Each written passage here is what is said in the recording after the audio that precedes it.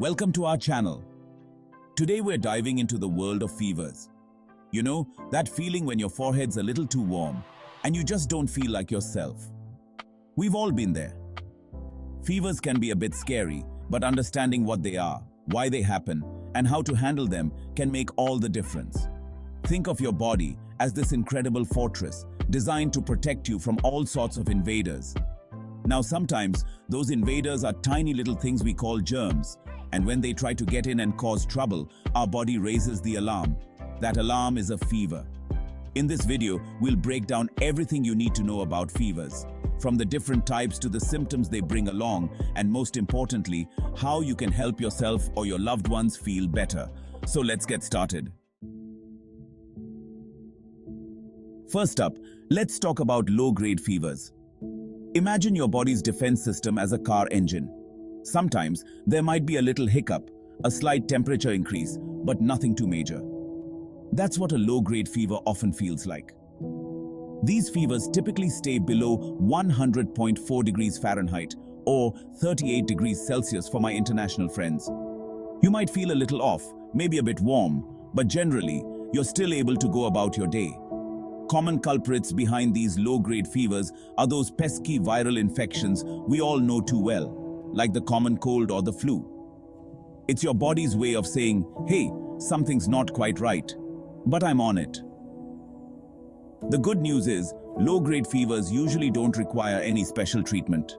Plenty of fluids, rest, and maybe some chicken noodle soup are often all you need to get back to feeling your best. Now, if the fever starts to climb a bit higher, say between 100.4 and 104 degrees Fahrenheit, 38 to 40 degrees Celsius, we're talking about a moderate fever. This is your body shifting gears, ramping up its defenses to fight off something a bit more stubborn. Think of it like this. Your immune system is calling in reinforcements. It's sending out those fighter cells, boosting its internal temperature to create an environment where those pesky germs can't thrive. Moderate fevers can be caused by a range of infections, from those annoying sinus infections and ear infections to more bothersome culprits like pneumonia or strep throat. Now, while moderate fevers might make you feel a bit more uncomfortable with chills, body aches, and that overall blah feeling, there's still usually nothing to panic about.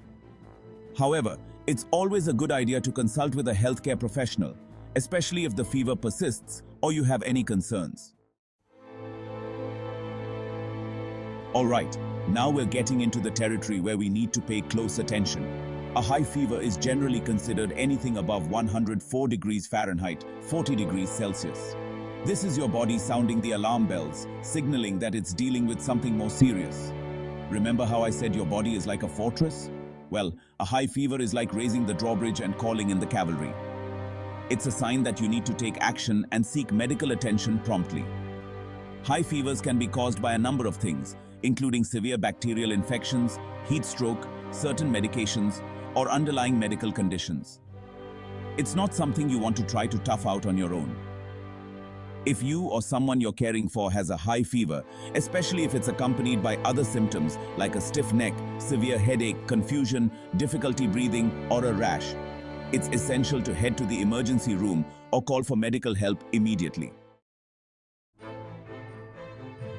Chapter 4. Continuous fever, a persistent battle within. Now, let's shift gears a bit and talk about the different patterns fevers can have. First up is the continuous fever. As the name suggests, this type of fever likes to hang around. Imagine a graph with a line that stays consistently elevated, hovering above normal but not fluctuating much. That's what a continuous fever looks like. It's a sign that your body is in a constant state of fighting, trying to keep those invaders at bay. Typhoid fever, a bacterial infection often spread through contaminated food or water, is a classic example of a condition that can cause a continuous fever. Other infections like pneumonia or urinary tract infections can also lead to this type of fever pattern. Because a continuous fever often indicates a more persistent infection, it's crucial to work closely with your doctor to determine the underlying cause and receive the appropriate treatment. Chapter 5. Intermittent fever. The fever that comes and goes. Next, we have the intermittent fever, a bit of a shapeshifter in the fever world. This type of fever is characterized by periods of elevated temperature that come and go, often alternating with periods of normal temperature. Think of it like a game of hide and seek. The fever pops up, then disappears for a while, only to return again later. It's like your body is launching these waves of defense, giving you a break in between.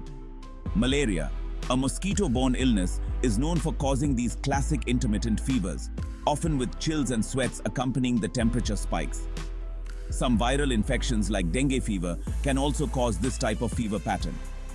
If you notice your fever playing this on-again, off-again game, it's important to keep track of the timing of the fevers and any other symptoms you experience. This information can be very helpful for your doctor in narrowing down the potential causes and guiding your treatment.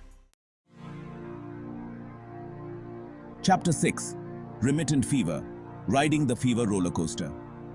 Last but not least, let's talk about the remittent fever. This one's a bit trickier, like a roller coaster that never quite makes it back to the bottom. With a remittent fever, you'll experience those ups and downs in temperature throughout the day, but it never completely returns to normal. It's like your body is constantly adjusting its battle plan, trying to gain the upper hand.